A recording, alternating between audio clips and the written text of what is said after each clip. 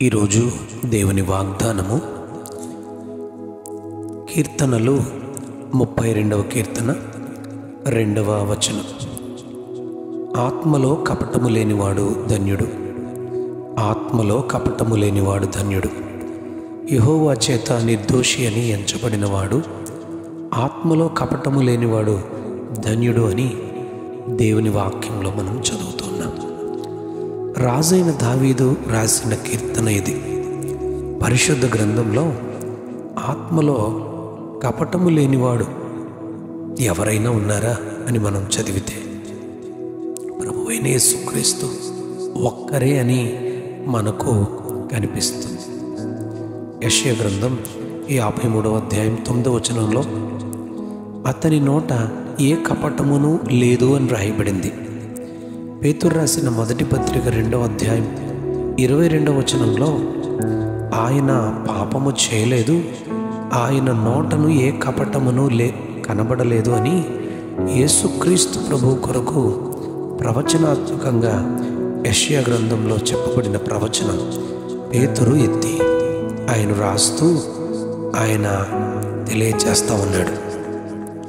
రాజైన దావీదు సమూయేలు రాసిన 2వ గ్రంథం 22వ అధ్యాయం 24-25 వచనాల్లో దోషక్రియలు నేను చేయనొల్లకుంటిని, ఆయన దృష్టికి యథార్థుడనైతిని, కావున నేను నిర్దోషినై ఉండుట యెహోవా చూచెను అని దావీదు చెప్తూ ఉన్నాడు. ప్రభువైన యేసుక్రీస్తు ఈ భూమి మీద జీవించిన దినాల్లో యేసు ప్రభు వారి దగ్గరికి నతనీయులు వచ్చినప్పుడు ఆయన చూచి, ఇదిగో ఇతడు నిజముగా ఇశ్రాయేలీయుడు, ఇతని యందు ఏ కపటమునూ లేదు అని ప్రభువైన యేసుక్రీస్తు వారు చెప్పారు. యెహోవా పర్వతమునకు ఎక్కదగిన వాడెవడు? ఆయన పరిశుద్ధ స్థలములో నివసింపదగిన వాడెవడు అని దావీదు ప్రశ్నిస్తూ 24వ కీర్తన 3-4 వచనాల్లో వ్యర్థమైన దాని యందు మనస్సు పెట్టకయు, కపటముగా ప్రమాణము చేయకయు, నిర్దోషమైన చేతులు శుద్ధమైన హృదయము కలిగి ఉండువాడే అని వ్రాయబడింది. మత్తయి సువార్త 26వ అధ్యాయం 14వ వచనంలో 12 మంది శిష్యుల్లో ఒకడుగు ఇస్కరియోతు యూదా ప్రధాన యాజకుల యొద్దకు వెళ్ళి, నేను ఆయనను మీకు అప్పగించిన ఎడల నాకేమి ఇత్తురని వారిని అడిగాను. అందుకు వారు 30 వెండి నాణ్యాలు తూచి వారికి ఇచ్చిరి.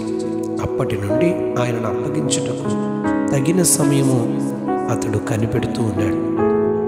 26వ అధ్యాయం 47-50 వచనాల్లో మత్తయి సువార్త చూస్తే యూదా ఇస్కరియోతు యేసు ప్రభు వారి యొద్దకు వచ్చి ఆయనను ముద్దు పెట్టుకుని, బోధకుడా నీకు శుభమగునుగాక అని చెప్పి వారికి అప్పగించినట్లు చూస్తున్నాం.